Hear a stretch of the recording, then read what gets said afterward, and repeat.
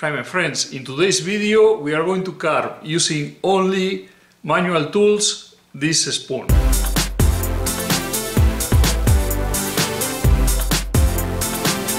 Hi my friends, how are you? I hope everybody's fine. My name is Daniel Villarino. Welcome to my YouTube channel. Today we are going to make a spoon and we are going to do it only by carving. I have this piece of poplar, it's dry, and let's see how it works. That's today's project. I hope you enjoy it. Let's get to work.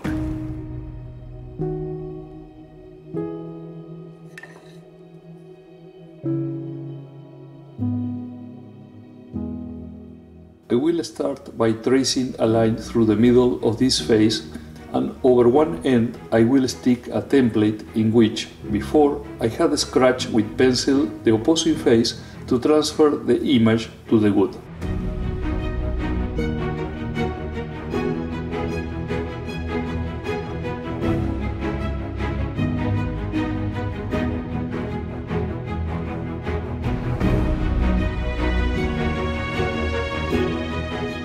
After remarking with pencil and tracing lines for the handle, we have a representation that will help us in the elimination of the unwanted material and keeping the wood that we need.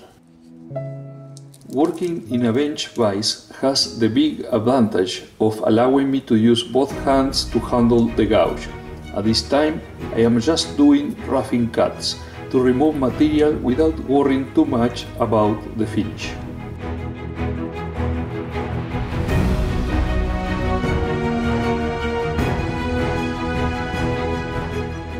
I have seen many carvers taking the gouge this way.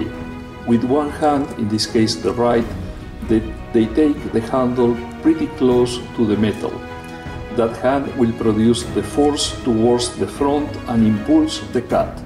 The other hand, in this case the left, takes the metal shaft, and it is achieving two things. One, to steer the cut, and the second, to provide some balance and a break to the right hand to have more control over the tool.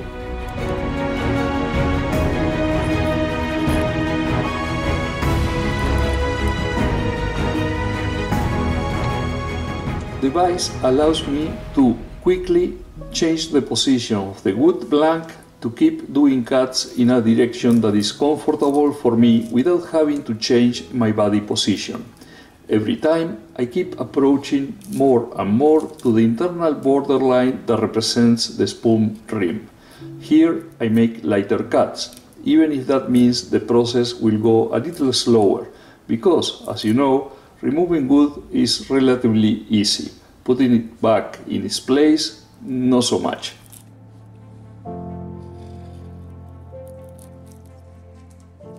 Every about 15 minutes I give a couple of passes to the blade, both in the cylinder as in the wooden tube that are covered with the leather containing the honing compound. It is needed not much more than that to hone the edge and keep it sharp. Also, I want to note that I have put on some carver's gloves. They are made of a material that is pretty tough, even more so than leather, and they represent a relative protection, avoiding minor cuts in case the tool slides. Still, it is better not to become too confident and never expose any part of the body in the possible path of the blade. It is always important to keep in mind the direction of the grain. In these images, the red arrows show that the grain runs almost parallel with the horizontal, with a slight decline that goes from the bowl to the end of the handle.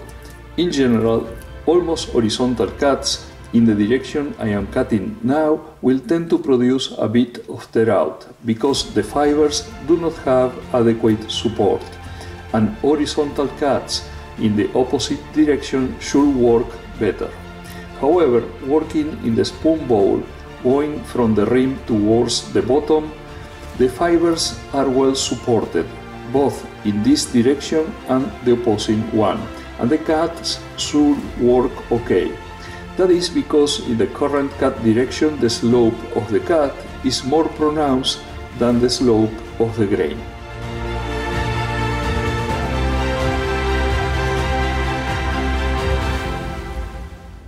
am almost at the depth that I wanted for the bowl.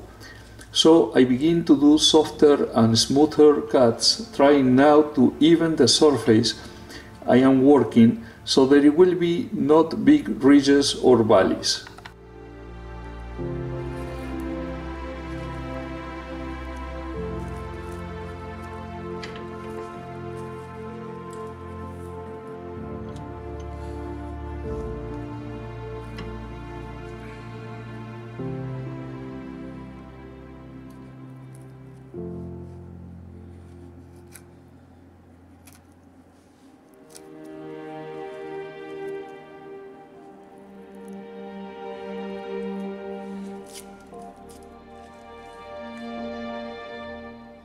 There are a few small tear-outs in the bottom that I try to remove with some lateral cuts, and from there it will be ready for the first sanding attempt. I begin to sand with coarse sandpaper, and this sanding is important because after a few moments I will inspect the surface for valleys and ridges. The ridges are where the sandpaper has eroded material, and the valleys will look a bit brighter, with the characteristic finish the gouge leaves when cutting. With a touch, you can also sense those differences. If I see too many of those brighter areas, I need to work a bit more with the gouge, where the sandpaper has eroded material, to lower the ridges and even the surface, so I do not have to do it all with the sanding.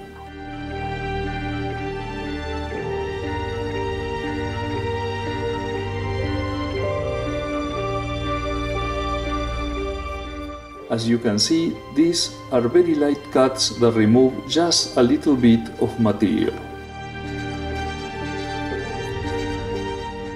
After each cut, I inspect and touch the surface, and I keep doing that until I am satisfied. Hey, get that big head out of the way.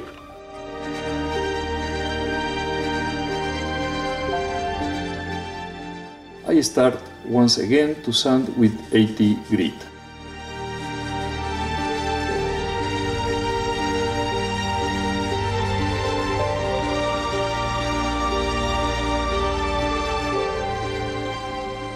This time I cannot sense any valleys or ridges, so I will go to sand with 120 grit and then with finer and finer grits until I reach 600.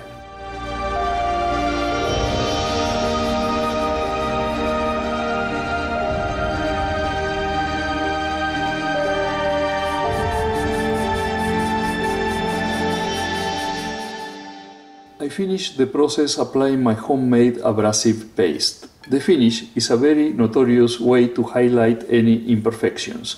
If they appear, we are going to go back to sanding. Otherwise, we can continue. As you can see, the surface looks even and with a satin finish. There is no need to go back to sanding, and we can start the process of removing material in the external part of the spoon's bowl.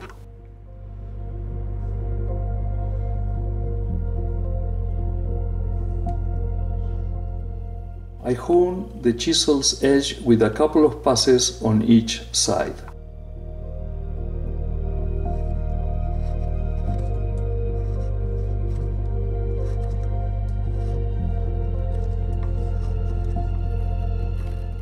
With the chisel, I will be removing material to shape the external form, matching the internal curve of the spoon.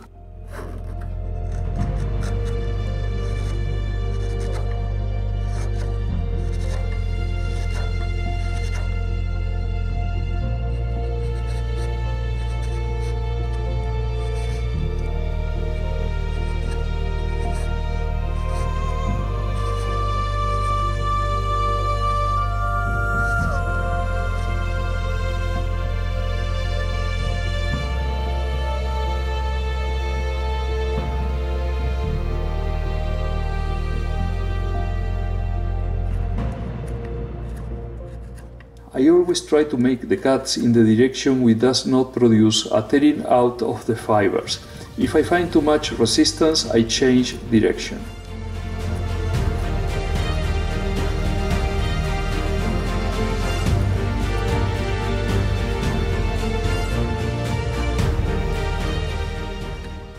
Carving requires to work in 3 dimensions, which sometimes can be a little difficult to visualize. For me, it helps to look at the flat shape from one point of view, for example from the top, and remove all the material that we do not need from that point of view. Then to change the point of view, for example from the side, and remove all the excess material, and then to try to merge the surfaces. These images show the intersection of both points of view and the base to later shape the spoon. You can try to do first all a point of view, and then second to do all the other point of view, and finally third to try to smooth the surfaces, or you can do like I am doing it by sectors. For example, first the spoon bowl and then the handle. After rounding the shape as if seen from the top, I begin to work as if looking from the side. We will see that from some directions the chisel cuts without problems. However, from some other directions it gets stuck. This is due to the grain direction. We are cutting end grain, and that sometimes generates tear out. We try to change direction until we get a good cut. As we can see, I am shaping the external part as seen from the side, and then I will be merging that surface with the curvature as I had it from seen from the top.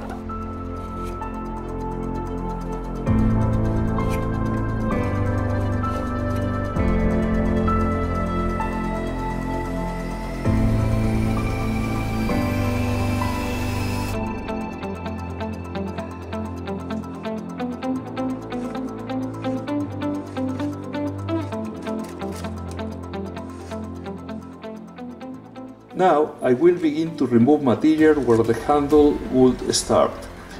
The reason why there are chips rather than shavings is the direction of the fiber. Cutting in the opposite direction probably would work better.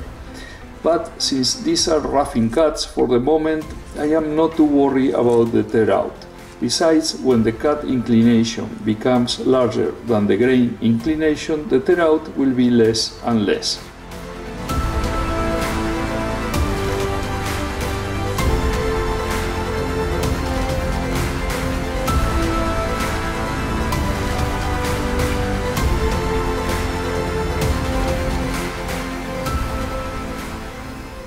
You can see now that because the slope of the cut is higher than the slope of the grain, there is not so much tear out.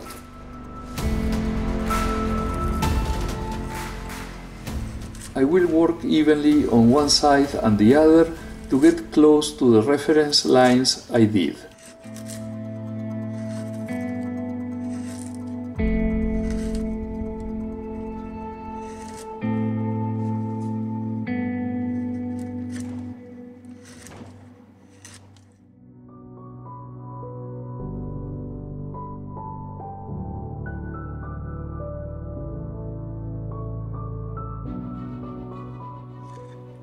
The same way I work the external part of the bowl towards the end of the spoon, now I do it towards the side that connects to the handle.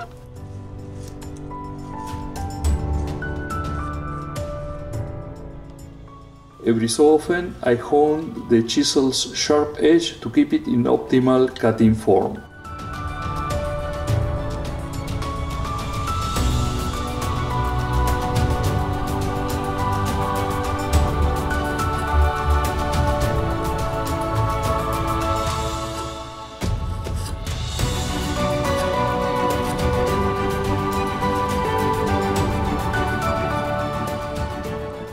I keep working in removing material, now in the zone of the handle close to the spoon bowl.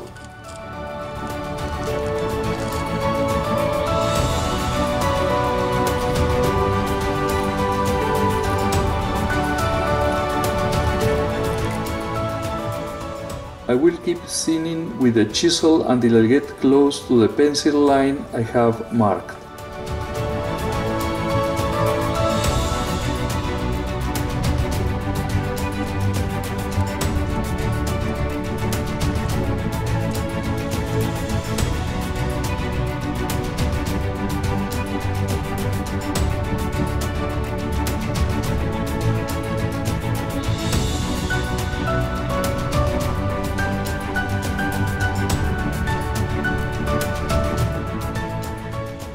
I have reached the line on both sides, and now I am working as if I were looking at the spoon from the side.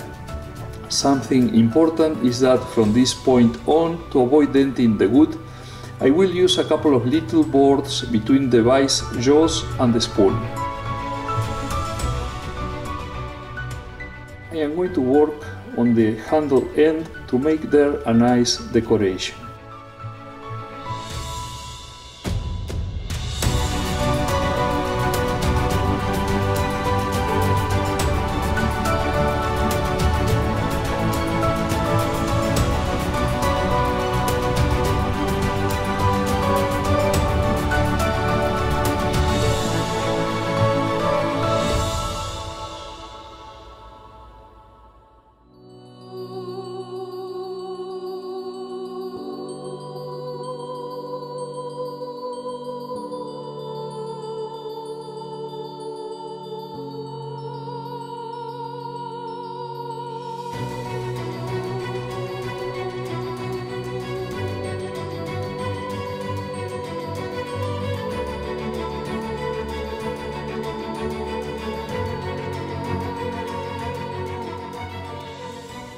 As you can see, the cuts I am performing now are lighter and dedicated to give shape.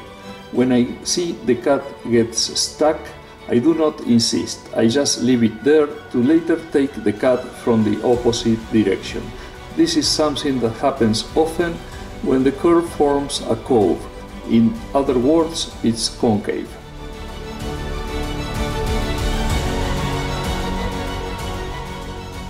The whittling knife is a very flexible tool. It allows me to work with the spoon out of the vise. In this moment, when the shape is pretty advanced and it is better not to dent the wood, that is a very important advantage. Several important things. If you look carefully, you will note that I am not placing fingers or any parts of my hands in the directions of the cuts. There are carvers that may do cuts in a different way, but that would not be recommended for beginners. Also, please note that while I hold the knife handle with one hand, I use the other hand thumb to push the blade spine to control better the cut. Although I am not doing it in this take, if one is going to carve a lot, it is convenient to use gloves or something to protect that thumb, because this pushing can become painful if one does not have calluses. Once the shape is ready, it is simply a matter of sanding and applying some finish to protect the wood. The sanding with the coarser sandpaper is fundamental to eliminate all sorts of irregularities, and it is the one that takes more time. If the spoon is going to be used for cooking, my abrasive paste or beeswax or mineral oil are all excellent finishes. If it is going to be simply a decoration, then of course you can apply the finish that you want.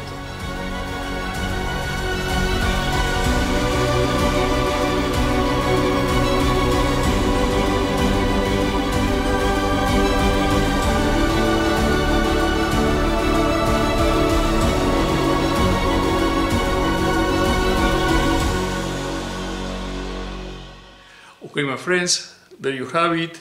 This spoon is made in poplar.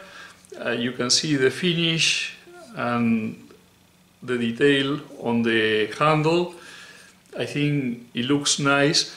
It's made only using carving tools. I didn't use any machine at all. I use a chisel, I use a gouge for the bowl, and also I use a carving knife. And of course I sand it and I use my abrasive paste for the finish. You can also use carnauba wax if you want. That's also a non-toxic finish for an implement that goes in the kitchen. So I hope you enjoyed the video. If that's the case, please mark the like button below, make comments. If you haven't subscribed yet to my channel, please do so. There appears the button to facilitate the subscription. And it will be until the next one. Cheers!